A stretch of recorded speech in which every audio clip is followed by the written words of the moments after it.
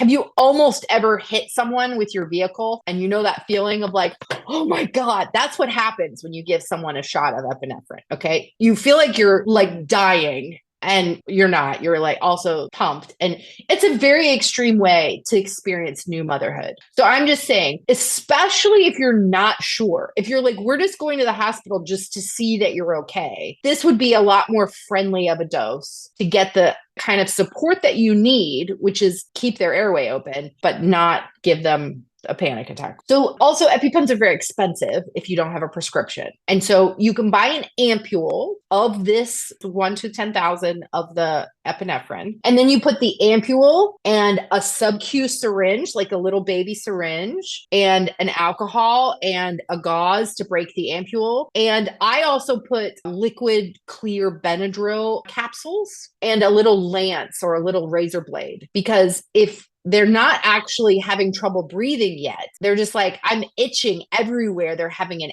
allergy, I'm going to give them Benadryl before I'm giving them epinephrine, right? Because epinephrine is only for anaphylaxis. So I have this little lance, and so you can just slice open those Benadryl capsules and pour them in their mouth so they can absorb buccally, swallow whatever's left. And that's, again, another kind of a bridge to get you to the next level of care without it being a full-blown crazy reaction.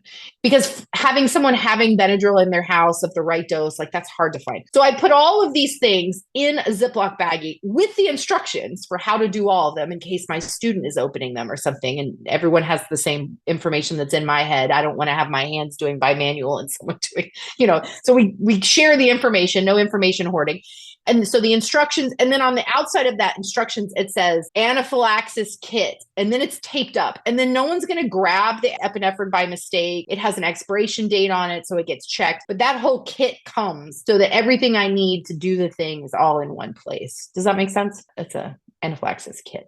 Hopefully you'll never have to use this. But lidocaine and antibiotics have the risk of causing anaphylaxis, so we need to be prepared for it. I think it's safer than having epinephrine rolling around in your kit. I'm such a big fan of making kits. Like, you should have an IV kit and everything you need is one thing. You should have a blood draw kit. Everything's in one thing. Like, because you need too many parts, going and finding small parts. They should all be packaged together.